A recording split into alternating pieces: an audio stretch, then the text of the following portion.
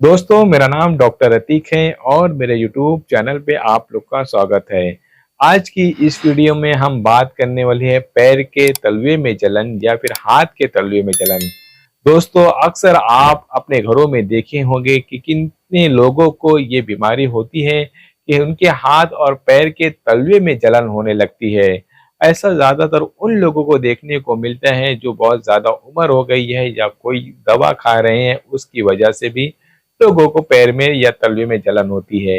ये जलन अक्सर खास करके देखा जाता है कि जब रात में सोने जाते हैं तो उनके तलवे में अंगार जैसी जलन होती है और वो बार-बार जाकर अपने पैरों पर ठंडा-ठंडा पानी डालते हैं। लेकिन कुछ मिनट के बाद या फिर कुछ घंटों के बाद वो जलन वापस बढ़ जाती है, फिर वो जाते हैं पैर धोते हैं। अक्सर ये लोग ज़्यादातर रात में जाकर अपना वक्त गुजार देते हैं, लेकिन सुबह होने तक या सुबह तक ये जलन उनके पैर के तलवे में रहती है। लेकिन जब ये लोग काम करते हैं, चलते-फिरते रहते हैं तो उनकी जलन कम हो जाती है, लेकिन जैसे ही ये बिस्तर पर सोने जाते हैं या लेटते हैं तो इनके पैर के तलवे में जलन होने लगती है और अंगार का एहसास होता है।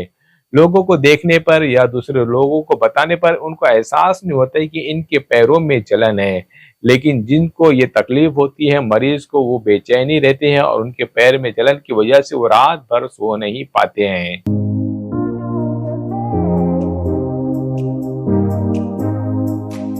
दोस्तों, अब हम बात करेंगे आखिर इसकी वजह क्या होती है। पैर में अगर जलन है तो इसकी बहुत सारी वजूहात हो सकती है। सबसे पहले जो कॉमन देखने को मिलता है वो है डायबिटिक न्यूरोपैथी, यानी ज़ैयबतीस न्यूरोपैथी। ये एक ऐसी वजह है जो ज़्यादातर अक्सर हमारे क्लिनिक पे या हॉस्पिटल में देखने को मिलती है।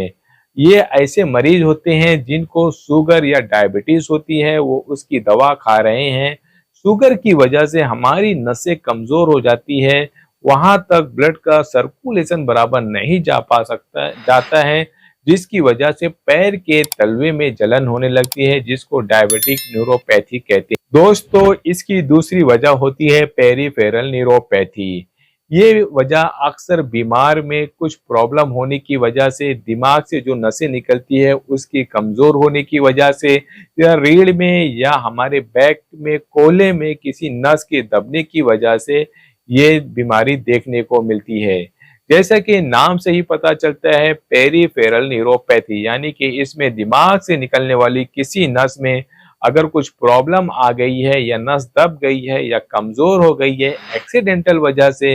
या फिर कमर में गैप आने की वजह से या सियाटिक प्रॉब्लम होने की वजह से, तो फिर इसकी वजह से पैर में या पैर के तलवे में या हाथ के तलवे में जलन हो सकती है। और इसकी बहुत सारी वजूहात है, जैसे कि ग़िज़ा की कमी से, यानी विटामिन B6, B12 और फोलिक एसिड अगर आपके खून में कम हो गया है तो उसकी वजह से आपके तलवे में जलन हो सकती है। या फिर अगर आपको रेट्रोमेलालजिया जैसी बीमारी हो गई है जिसमें खून प्रॉपर लास्ट तक नहीं पहुंचता है, या फिर वहां पर मसल्स या फिर दूसरी टिश्यू डैमेज होने लगते हैं, तो उसकी वजह से भी आपको पैर के तलवे में जलन हो सकती है। या फिर आप काफी देर तक खड़े होकर काम कर रहे हैं, लॉन्ग स्टैंडिंग वर्कर है, या फिर काफी टाइट सॉक्स पहनकर आप काम करते हैं, या फिर ऐसे जूते या फिर ऐसे सैंडल पहनते हैं जो प्रॉपर आपके स्किन को डैमेज कर रहे हैं, तो उसकी वजह से भी आपके पैर के तलवे में जलन हो सकती है। कभी कभी ऐसा होता है कि बहुत हार्ड किस्म के चप्पल जिनके तलवे बहुत ज्यादा सख्त होते हैं, उसकी वजह से भी पैर के नीचे की जो नर्व होती है डैमेज होने लगती है और उसकी वजह से भी पैर के तलवे में जलन होने लगता है। या फिर कभी कभी आपको ये देखने को मिलेगा कि अगर उसमें फंगल इन्फेक्शन हो गया है, फंगल के इन्फेक्शन की वजह से पैर की उंगलियों के दरमियान जो फंगल की ग्रोथ होती है, उसमें ग्रोथ होने की वजह से भी आपको पैर के तलवे में जलन देखने को मिल सकता है। दोस्तों, अब हम बात करने वाले हैं इसकी लाइन ऑफ ट्रीटमेंट। लेकिन हर वीडियो की तरह इस वीडियो में मैं आपको ये कहना चाहूँगा, अगर आपको पैर के तलवे में जलन है, आपको डायबिटीज़ या ब्लड प्रेशर की शिकायत है, या फिर आप कोई दूसरी मेडिसिन ले रहे हैं, या फिर आपको ये बीमारी काफ़ी दिन से है, तो आप अपने फैमिली डॉक्टर से अवश्य मिलें और इसका प्रॉपर डायग्नोसिस करके इसका इलाज ज़रूर कराएं। होम्योपैथिक में कुछ ऐसी दवा हैं, अगर आपको ये प्रॉब्लम है तो उसमें लेने से आपको काफ़ी आराम होगा। सबसे पहली जो दवा मैं अपने क्लिनिक में इस्तेमाल करता हूँ और उसका बहुत अच्छा एक्सीलेंट रिजल्ट मिलता है, वो है आर्सेनिक अल्बम। आर्सेनिक अल्बम अक्सर उन मरीजों को दी जाती है जिनके पैर के तलवे में जलन होती है, उनको बेचैनी सी होती है और वो अक्सर अपना पैर अपनी चादर से बाहर निकाल के रखते हैं, बार बार जाकर अपने पैरों को धोते हैं और उनको रात में ये बीमारी ज्यादा बढ़ जाती है। आर्सेनिक एल्बम को 30 पावर में लेना है। आप एक बार फिर सुन लीजिए, आर्सेनिक एल्बम 30 में ये दवा को लेना है, 5 बूंद दिन में 3 बार डायरेक्ट जबान पर। उनके लिए बहुत फायदेमंद है जिनके लिए ये बेचैनी रात में बढ़ जाती है, पैर की जलन जो होती है रात में बढ़ जाती है, बार बार जाकर पैरों को हाथों को धोते रहते हैं, अपनी चीजों को साफ रखते हैं, बहुत साफ सुथरा रहने के लोग होते हैं, तो उनके लिए आर्सेनिक एल्बम बहुत अच्छी चीज है।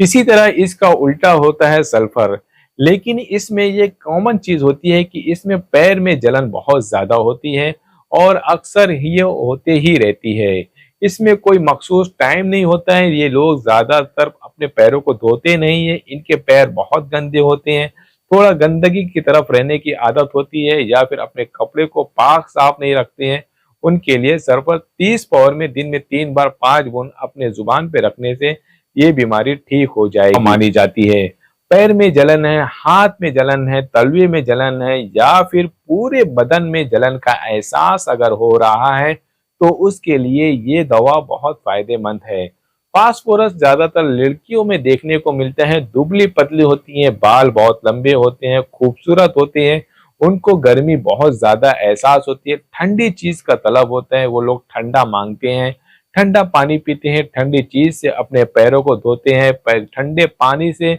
बार बार जाकर पैर धोते हैं या फिर उनके दुबले पतले होने की वजह से, कमजोरी की वजह से अगर उनको पैरों में जलन है तो फिर फास्फोरस 30 पावर में लेने से दिन में 3 बार अगर अपने जुबान पर डालेंगे, 3 ड्रॉप दिन में 3 बार खाना खाने से पहले, तो धीरे धीरे इनके पैरों की जलन जो होती है काफी हद तक कम हो जाती है। अगर आपके पैर में तलवे में जलन है या हाथ में जलन है तो आप इसे इग्नोर ना कीजिए, किसी माहिर डॉक्टर को बताकर आप इसका इलाज जरूर कराएं। इसमें आपको पानी बहुत ज्यादा पीना है, जितना ज्यादा हो सके पानी पीजिए और साथ ही साथ अपनी डायबिटीज को या फिर अपनी जो हार्ट की जो दवा चल रही है या बीपी की दवा चल रही है उसको प्रॉपर ध्यान रखें। शुगर का चेकअप बार बार अपने रूटीन पे कराते रहें, पानी की मिकदार ज्यादा रखें और मौसमी फल जो होता है उसको लेने की आदत डालें। विटामिन और आयरन डिफिशियंसी से बहुत बचना जरूरी है, या फिर आप कैल्शियम का अगर